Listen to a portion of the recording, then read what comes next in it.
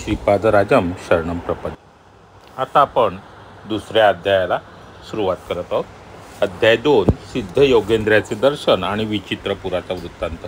आता लक्षात घ्या, प्रत्येक वेळेला आपण जेव्हा अध्याय वाचत जाऊ त्यावेळेला आपल्याला काही गोष्टी नव्याने उलगडत जातात। तर आता शंकर भट काय म्हणतायत, कारण का हे श्रीपाद श्री वल्लभ चरित्र हे मुळात लिहिलं शंकर भटांनी, त्यामुळे ते जे काही आहे ते त्यांच्या शब्दात आहे। मी मरुतमल्ले या पुण्यस्थळी घडलेल्या विचित्र अनुभवाचे संस्मरण करीत श्रीपाद श्री वल्लभ स्वामींच्या पवित्र नामाचे मनाने स्मरण करीत पुढे प्रवासास प्रारंभ केला। मार्गात धार्मिक स्थळांना मी भेटी दिल्या। या प्रवासात आश्चर्याची गोष्ट अशी की काही न मागता भोजन मिळत असे। पांड्य देशातील कदंबवनात जाईपर्यंत माझ्या शरीराचे वजन क्रमाक्रमाने कमी होत होते।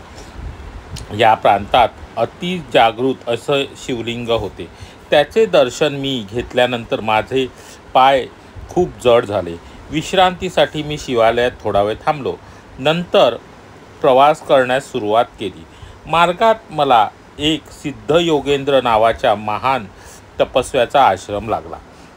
या आश्रमात जाऊन त्या महापुरुषाच्या चरणी नतमस्तक झालो। त्यांनी मोठ्या वात्सल्यपूर्ण भावाने माझ्या डोक्यावर हात ठेवला व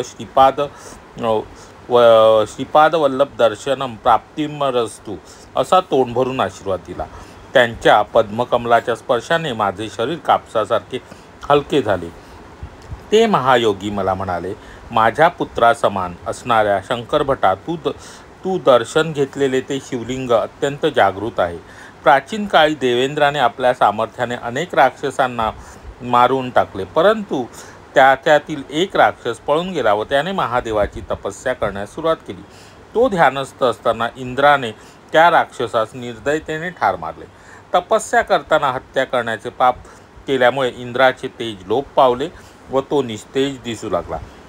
या पापाचे शालन करण्यासाठी त्याने अनेक तीर्थांचे दर्शन घेतले व त्याची सर्व पापे पांड्य देशातील कदंबवनात प्रवेश करतात अचानक नष्ट झाली। त्याला आश्चर्य वाटले। तेथे काहीतरी विशेष आहे या कल्पनेने दूरवर चारी दिशांना शोध घेतला असता त्याला एका शिवलिंगाचे दर्शन झाले। मोठ्या भक्तिभावाने त्याने त्याचे पूजन अर्चन केले। नंतर त्या स्वयंभू लिंगावर एक देवालय बांधले। हे इंद्राने प्रतिष्ठापना केलेले शिवलिंग समस्त पापाचे हरण करणारे असून अत्यंत मंगलदायक आहे। फक्त पुण्यवान लोकांनाच या शिवलिंगाचे दर्शन होते। पण दत्तप्रभूंच्या भक्तांनी धार्मिक स्थळांना भेट घडून आणली जाते व प्रत्यक्ष प्रयत्न न करता धार्मिक वृत्तीच्या लोकांशी भेटी होतात। मोठ्या श्रद्धाभावाने त्यांच्या चरणकमळी मी पुन्हा नमस्कार केला। तेव्हा त्यांनी शिवलिंगाचे पुन्हा एकदा दर्शन घेण्यास सांगितले। मी त्यांच्या आदेशानुसार पुन्हा तेथे गेलो। मला अतिशय सुंदर असे शिवालय दिसले, पण मी पाहिलेले शिवमंदिर ते नव्हतेच। मी विचारणा केली असता मला समजले की ते मंदिर हे श्री मीनाक्षी सुंदरेश्वराचे असून ही मथुरा नगरी आहे।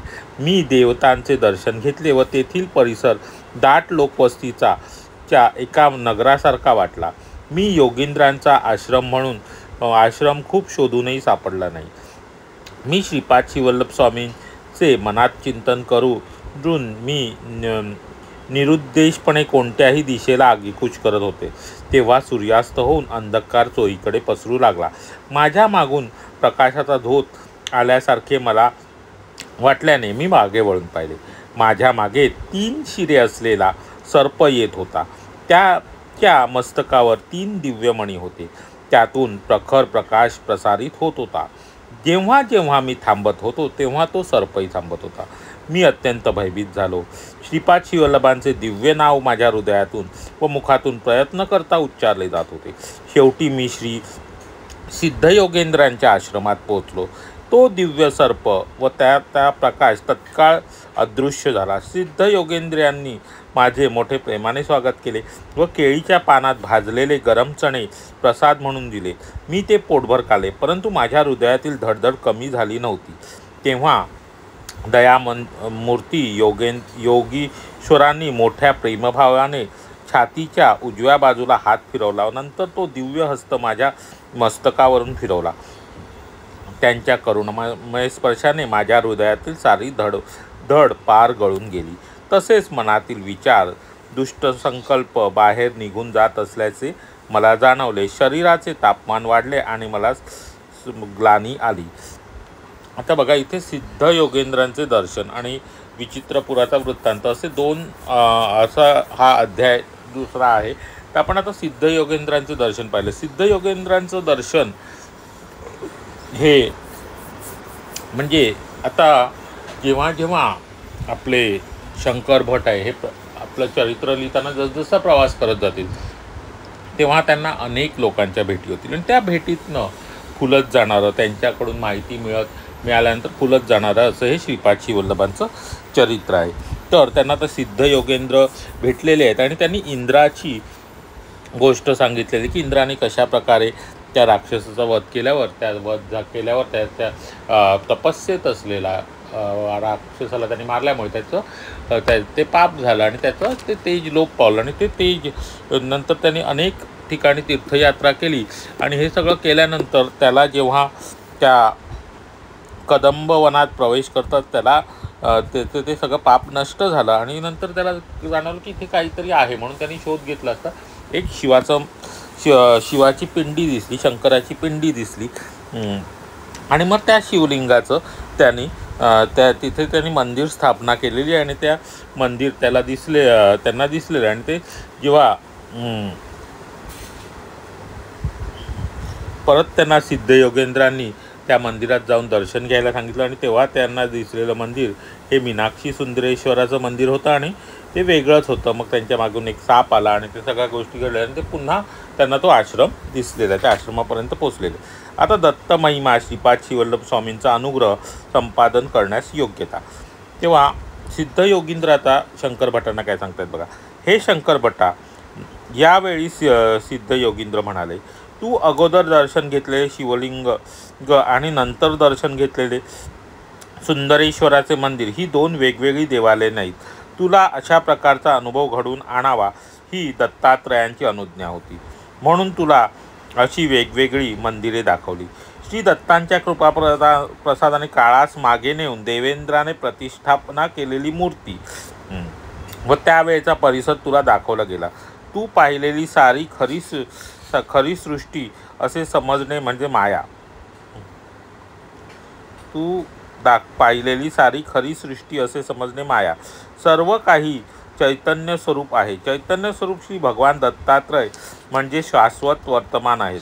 दत्तप्रभूंच्या केवळ संकल्पाने भविष्य वर्तमानामध्ये बदलू शकते आणि वर्तमान काळ भूतकाळ व भूतकाळ वर्तमानात परावर्तित होऊ शकते. एक महत्त्वाचा इथे सांगितलं की गोष्ट सांगितलेली आहे की बघा, इथे जेव्हा त्यांनी जे सुरुवातीला पाहिलेलं जे शिवालय होतं ना ते कोणतं होतं, तर जे स्वतः इंद्राने स्थापन केलेलं जे शिवालय होतं ते होतं आणि तो परिसर त्यांना दिसला. आणि नंतर जेव्हा ते दुसऱ्या वेळेला गेले त्यावेळेला त्यांना जे आत्ताचं म्हणजे त्यांच्या वेळातलं, आत्ताचं नाही म्हणता ना, ते जेव्हा शंकर भट तिथे गेले तेव्हाचं जे मंदिर परिसर होता तो त्यांना नंतरच्या काळात दिसलेला होता. तर दत्तात्रयांचं सामर्थ्य काय आहे, तर भूतकाळ भविष्यामध्ये बदलू शकतो. दत्तप्रभू हे कालातीत आहेत. पुन्हा एकदा सांगतो की दत्तप्रभू हे कालातीत आहेत. त्यांच्या संकल्पाने काय होतं, भविष्य वर्तमानामध्ये बदलू शकतो. वर्तमान काळ हा भूतकाळात बदलू शकतो आणि भूतकाळ हा वर्तमान काळात परावर्तित होऊ शकतो. हे अत्यंत महत्त्वाचं असं इथे सांगितलं. भूतकाळातील घडलेल्या साऱ्या घटना दत्तप्रभूंच्या संकल्पानुसार घडतात. एखादी गोष्ट घडणे, न घडणे अथवा वेगळ्या प्रकारे घडण्यास दत्तप्रभूंचा संकल्पच कारणीभूत असतो. ज्या संकल्पाने सृष्टीची उत्पत्ती, स्थिती आणि लय होतो त्या महासंकल्पाचे प्रणेते प्रत्यक्ष दत्तप्रभूच आहेत. तेच सगुण रूपात पीठिकापूर क्षेत्री श्रीपाद श्रीवल्लभ या नावाने अवतरले आहेत. तेथील लोकांनी त्यांचे सत्यस्वरूप जाणले नाही. एका गुरुचे तत्त्वज्ञान समजण्यास ते असमर्थ ठरले. परंतु कुरवपूर येथील मासे पकडणाऱ्या अज्ञानी कोळी लोकांना ब्रह्मज्ञान मिळाले. श्रीपाद वल्लभांची कृपा संपादन करण्यासाठी अहंकार नष्ट व्हावयास हवा. आता पुन्हा एकदा महत्त्वाचं वाक्य आलेलं बघा.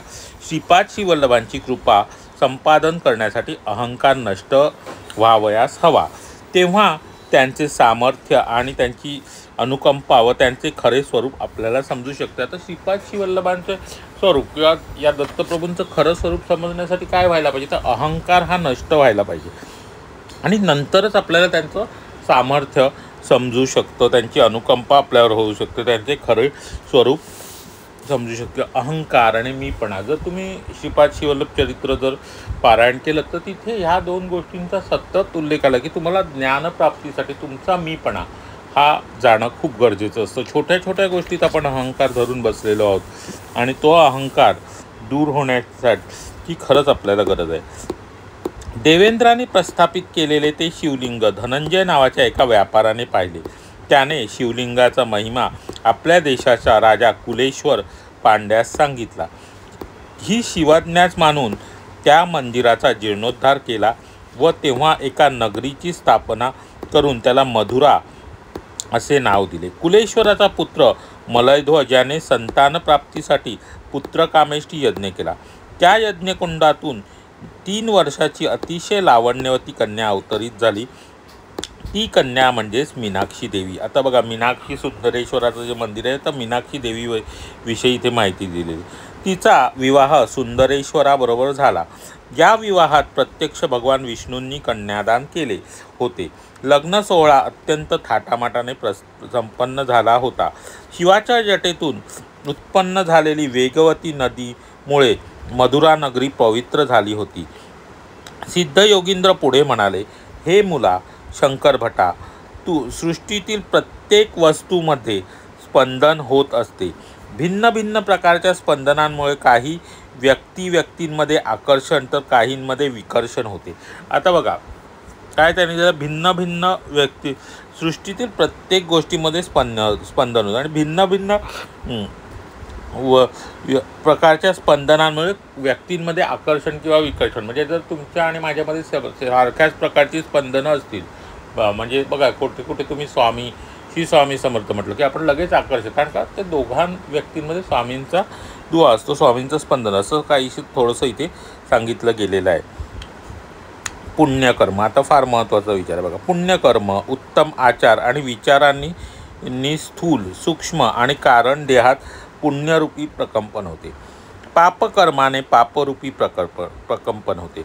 मनुष्याने पुण्याईनी पुण्यशील व्यक्तीचा संग अर्थात सत्संगाची प्राप्ती होते.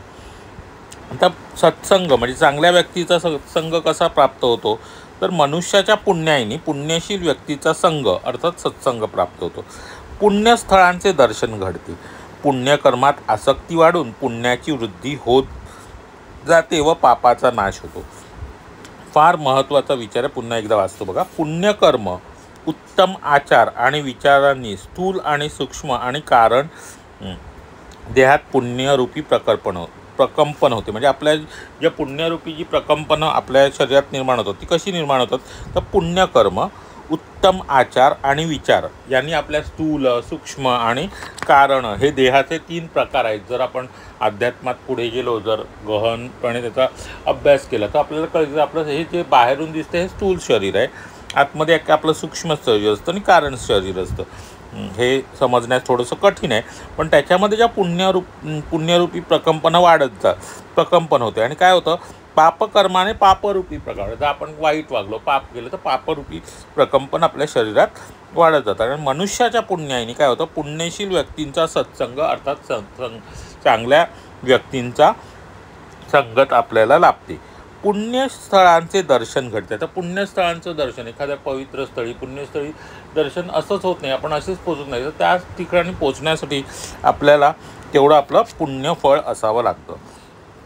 पुण्यकर्मात आसक्ती वाढून पुण्याची वृद्धी होते. आपली पुण्यकर्मामध्ये चांगलं काम करण्यामध्ये पुण्यकर्म करण्यामध्ये आपली आसक्ती वाढते आणि मग काय होतं, पुण्याची वृद्धी होते आणि पापाचा नाश होतो.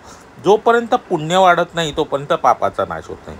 तोपर्यंत दत्तांची भक्ती अढळ होत नाही होत नाही. म्हणजे काय होतं, जोपर्यंत पुण्य वाढत नाही, जोपर्यंत आपलं पुण्य वाढत नाही तोपर्यंत आपल्या पापाचा नाश होत नाही, आणि पापाचा नाश होत नाही तोपर्यंत प्रभूंवरची भक्ती आपली अडळ होत नाही.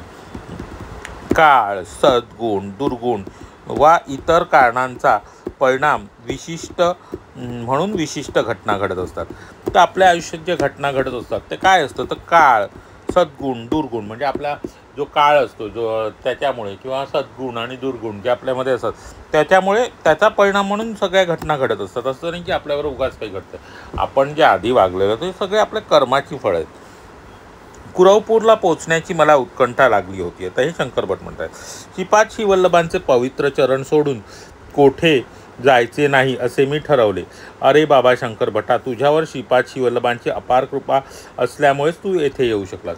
आता ते काय म्हणतात की शंकर भटा, तुझ्यावर श्रीपाद श्रीवल्लभांची अपार कृपा आहे म्हणून तू तेथे येऊन.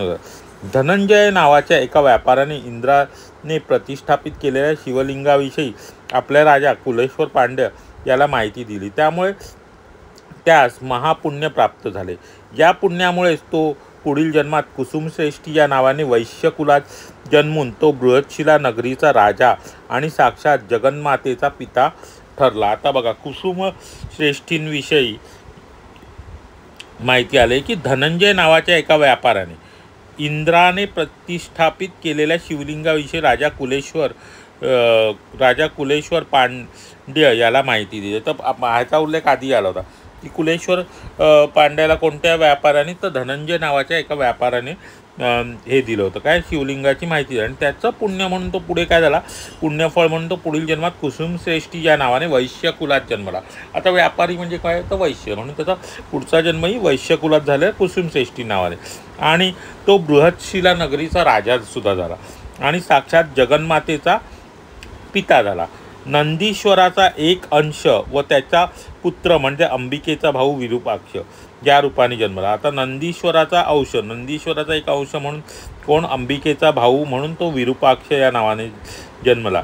श्री दत्तप्रभूंनी आपला अंश त्याच्यात निक्षिप्त केला. जगन्माता वासवी या नावाने प्रसिद्ध झाली आणि जगन्माता वासवी या नावाने प्रसन्न झाली. वासवी कन्यका परमेश्वरी साक्षात अंबिका आणि त्रयमूर्ती दत्तात्रय रूपी श्रीपाद श्रीवल्लभ स्वतः श्रीमन नारायण आहेत.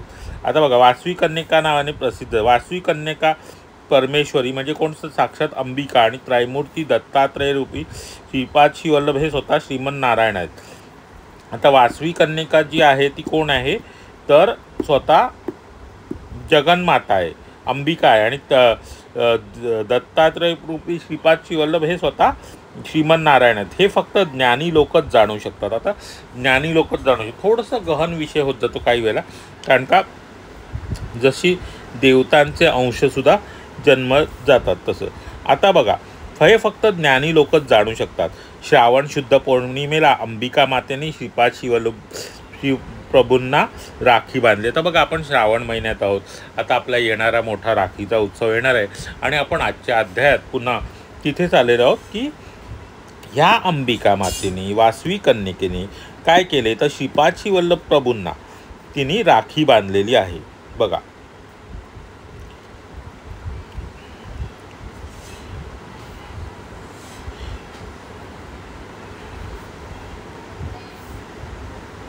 या पवित्र दिनी अंबिकेच्या देवळात किंवा दत्तात्रय क्षेत्रामध्ये जो कोणी मूर्तीचे दर्शन घेऊन त्याला अवश्य पुण्य प्राप्त होईल. आता काय झालं, तर काही सृष्टीची गहन अशी गोष्टी इथे सांगितलं. तर अंबिका म्हणजे काय, तर जे आदिशक्तीचं जे तत्व आहे त्याला अंबिका म्हटलेलं आहे. जे शिवाचं तत्व आहे, शिवतत्व आणि अंबिका हे दोघं जण. आणि अंबिकेचा भाऊ म्हणजे कोण, आपण मागच्याच भागात पाहिलं की अंबिकेचा भाऊ म्हणजे नारायण. जेव्हा अंबिकेला हे असते इच्छा झाली पुरुष रूपात येण्याची, तेव्हा मग ते पुरुष रूप घेतलं, ते म्हणजे श्रीमन नारायण. आणि नारायणाच्या गर्भातनं मग ते कमळातनं ते ब्रह्मदेवाचा जन्म झाला. अशी जी सृष्टीच्या रचनेचं जे रहस्य सांगितलं होतं.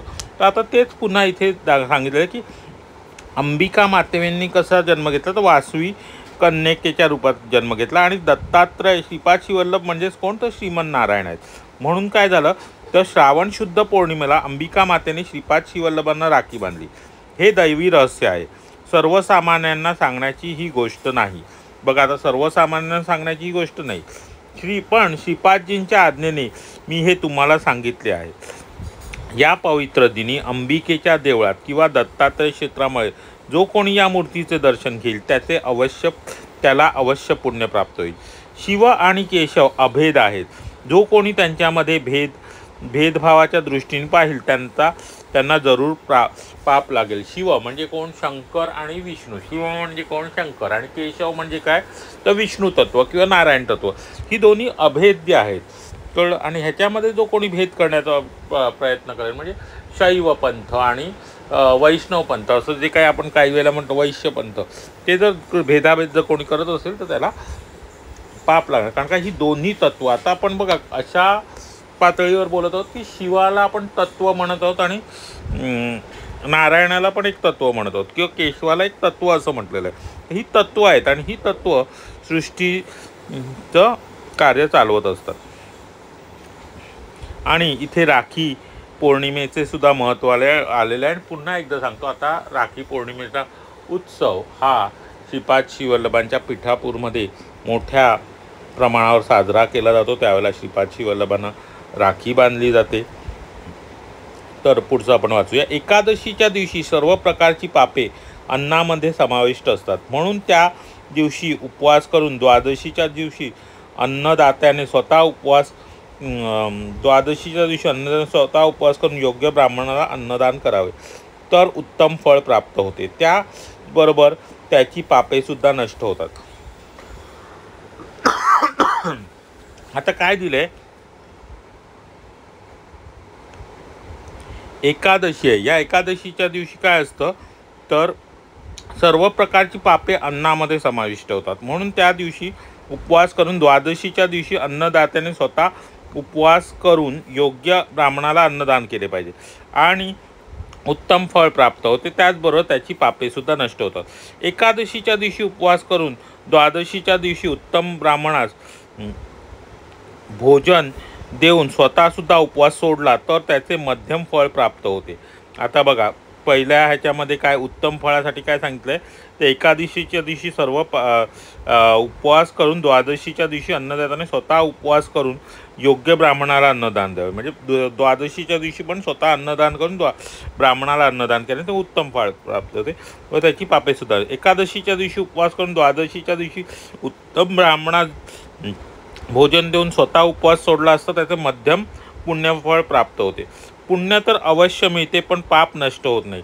पण काय होतं, त्याचं पाप नष्ट होत नाही. बघा, मला वाटलं वाचते की आपण काही चुकतोय का, की ब्राह्मणास फळ देऊन आपण उसळ, तर द्वादशीला सुद्धा काय करायचं, ब्राह्मणास भोजन देऊन आपण उपवास जर सोडला तर त्याचं पुण्यफळ पण प्राप्त होतं आणि पाप नष्ट होते. म्हणजे आपण द्वादशीला जर उपवास सोडला तर त्याचे मध्यम फळ प्राप्त होते आणि पण पुण्य अवश्य मिळते, पण पाप नष्ट होत नाही.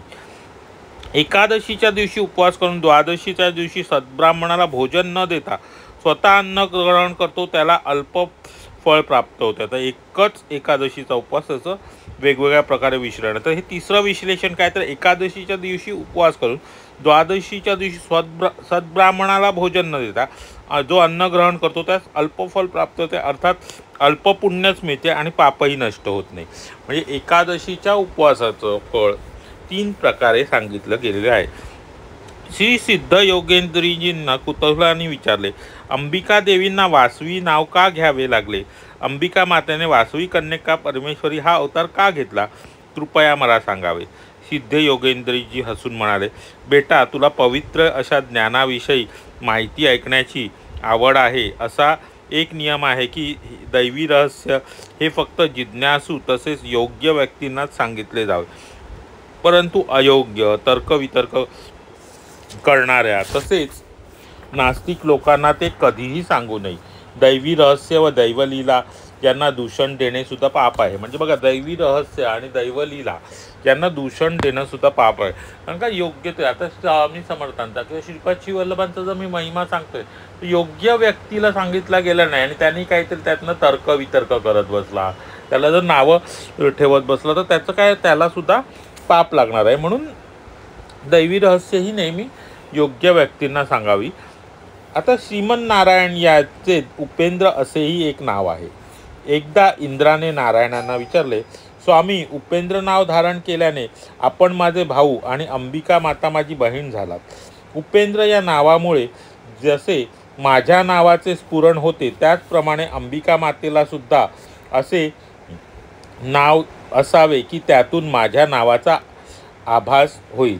श्रीमन्नारायण हसून म्हणाले, हो, तुझे म्हणणे खरे आहे. तू स्वतःच अंबिकेला याविषयी विचार. त्या काळात त्याला काही काळ लोटला. दर्शनाचा दानवांचा वध केल्याने देवगणांना अभिमान झाला होता. त्याला गर्वाला भंग करण्यासाठी त्यांच्या गर्वाला भंग करण्याची वेळ जवळ आली. परतत्वाने यक्षाचे रूप धारण केले व एक तृण खाली टाकून तो वायूला उचलण्यास सांगितले. वायू ते उचलू शकला नाही की अग्नी त्यास दहन करू शकली नाही. एका प्रकारे देवतागण अपमानित झाले. देवेंद्राने जाणले की तो यक्ष नसून साक्षात परतत्व आहे. त्या परतत्वाने अंबिकेचे रूप धारण केले. इंद्राने तिची स्तुती केली. प्रसन्न होऊन अंबिकेने वचन दिले की कलियुगामध्ये जेव्हा ती बृहत्शिला नगरामध्ये अवतार घेईल तेव्हा तिचे नाव वासवी असेल आणि ते ऐकून वासव इंद्र या नावाचे स्फुरण होईल. वत्सा, कोणताही लहान घटनासुद्धा कर्म, काळ आणि कारणवशच असते. आता जो पुढचा संदर्भ दिला आहे ना, तो व्यवस्थित लक्ष देऊ नका. श्रीमन्नारायणांनी देवकी वासुदेव पुत्र श्रीकृष्णाचा अवतार घेण्याआधीच अंबिकेने योगमाया रूप धारण केले. तेव्हा कंस योगमायेचा वध करण्यासाठी उद्युक्त झाला. तेव्हा आकाशामध्ये तिने दिव्य तेजोमय रूप धारण केले. श्रीकृष्ण अवतारामध्ये नारायण मामाच्या प्रेमापासून वंचित झाले होते. ती कमतरता श्रीपाद श्रीवल्लभ अवतारामध्ये दूर होईल. मामाचे प्रेम भरपूर मिळेल. जे श्रीपाद श्रीवल्लभांना आपले संतान समजून त्यांची आराधना करतील, त्यांच्या घरात श्रीपाद श्रीवल्लभ लहान मुलाप्रमाणे अदृश्य रूपाने वास करतील. त्याचप्रमाणे जे लोक वासवी कन्यका परमेश्वरीला आपली कन्या मानून वात्सल्यासहित भक्तिभावाने तिची आराधना करतील, त्यांच्या घरात देवी अदृश्य रूपाने लहान मुलीप्रमाणे फिरत राहील. एवढेच नव्हे तर तिच्या पायातील पैजणांचा मधुर आवाजसुद्धा ते ऐकू शकतील. हे कलियुगातील परमसत्य आहे. यात अजिबात शंका नाही. आता तुम्ही विश्रांती घ्या. सतत श्रीपाद श्रीवल्लभांचे नामस्मरण करीत राहा. त्यामुळे अनेक जन्मातील पापांचा ध्वंस होईल. थोड्याच वेळात मी अतिशय दमल्यामुळे गाढ झोपी गेलो. आता इथे शंकर भट हे दमल्यामुळे गाढ झोपी गेलेले. आता इथे थोडंसं वासवी अंबिकाविषयी. आता वासवी कन्यका परमेश्वरी जिने बृहत्शिला नगरीमध्ये जन्म घेतला आणि तिने आपल्या श्रीपाद श्रीवल्लभांना बहीण म्हणून राखी बांधली. वासवी म्हणजे कोण? अंबिका. आणि श्रीपाद श्रीवल्लभ म्हणजे कोण? तर श्रीमन्नारायण म्हणजे महाविष्णू. तर श्रीपाद श्रीवल्लभांमध्ये विष्णूचंच रूप होतं आणि त्यामुळे अंबिका परमेश्वरीने जेव्हा त्यांनी नारायणांनी अवतार घेतला तेव्हा अंबिकेने म्हणजे अंबामातेने, जिला आपण अंबामातासुद्धा म्हणू शकतो, तिने म्हणजे हे तत्व आहे. आता लक्षात घ्या, इथे सगळ्या गोष्टींमध्ये त्या दैवी ह्याला तत्व म्हटलेलं गेलं. तर जे नारायण तत्व आहे ते वेगवेगळ्या रूपांमध्ये जेव्हा अवतार घेत असतं तेव्हा अंबिका मातासुद्धा काही वेळेला त्यांची बहीण म्हणून जन्म घेत असते, नारायणांची बहीण. तर जेव्हा त्यांनी श्रीकृष्ण रूपात जन्म घेतला त्याच्या आधी त्या काय झाल्या? योगमायेच्या रूपात अंबिकेनेही जन्म घेतला. आणि तुम्हाला माहिती असेल की वसुदेव आणि देवकी यांची जी 7वं जे संतान होतं ते कोण होतं? योगमाया होती. आणि ते जन्म घेतात जेव्हा कंस त्यांना मारण्यासाठी उद्युक्त झाला त्यावेळेस त्यांनी आकाशामध्ये तेजरूप मोठं रूप घेतलं आणि त्यांना सांगितलं की तुझा काळ आता जन्माला लवकरच येणार आहे, असं त्यांनी त्या कंसाला सांगितलं होतं. तर अशा प्रकारे बघा, इथे काही पुराणातल्या इतर घटनांचा सुद्धा संदर्भ आलेला. काही तत्व कशा प्रकारे पुन्हा वेगवेगळ्या रूपात जन्म घेणार आहेत हे इथे कळलं असेल. तर इथे तुम्हाला बघा, राखी पौर्णिमेचा उत्सव जवळ आहे आणि त्यावेळेला वासवी अंबिका म्हणजे वासवी कन्यका परमेश्वरी म्हणजे कोणता? अंबिकेचा अवतार आहे, हे तुम्हाला लक्षात आलं. अंबिकेचं तत्व आहे आणि श्रीपाद श्रीवल्लभ हे श्रीमन नारायणाचं तत्व हे लक्षात आलं असेल. आणि जे तुम्हाला आता लक्षातच आलं असेल की इथे परत पुन्हा सांगितलं की जेव्हा श्रीपादांनी श्रीकृष्ण म्हणजे नारायणांनी श्रीकृष्णाचा जन्म घेतला तेव्हा त्याला मामाचं सुख मिळालं नाही, पण ते सुख त्यांना श्रीपाद श्रीवल्लभांच्या जन्मात मिळालेलं आहे. तेव्हा त्यांचं मामाच्या घरचं किंवा आजोळकीचं जे सुख होतं ते त्यांना भरपूर इथे मिळालेलं आहे असं इथे सूचित करण्यात आलेलं आहे. तर हा श्रीपाद श्रीवल्लभाचा दुसरा अध्याय आपण इथेच थांबवत आहोत. इथे आता आपण हे करून आपण पुढचं पारायण उद्याच्या भागात आपण ऐकणार आहोत. तर आता जर आम्ही पुन्हा एकदा प्रश्न विचारतो की आता सोप्पाच प्रश्न आहे की श्रीपाद श्रीवल्लभांनी श्रीमन्नारायणांनी जेव्हा श्रीपाद श्रीवल्लभ रूप घेतलं तेव्हा अंबिकेने कोणतं रूप घेतलं, आणि जेव्हा श्रीमन्नारायणांनी केशवाचं म्हणजे देवकी वसुदेवाच्या पुत्राचा रूप घेतलं, जन्म घेतला, अवतार घेतला, त्यावेळेला अंबिकेने कोणतं रूप घेतलं, ह्या प्रश्नाचं उत्तर आपल्याला द्यायचं आहे. कारण का आता हे प्रश्न खूप गरजेचे नसले तरी त्यातनं आपल्याला काही ना काही उलगडणार आहे. आपल्याला आपण कथा नीट ऐकली की नाही हे सगळं कळणार आहे.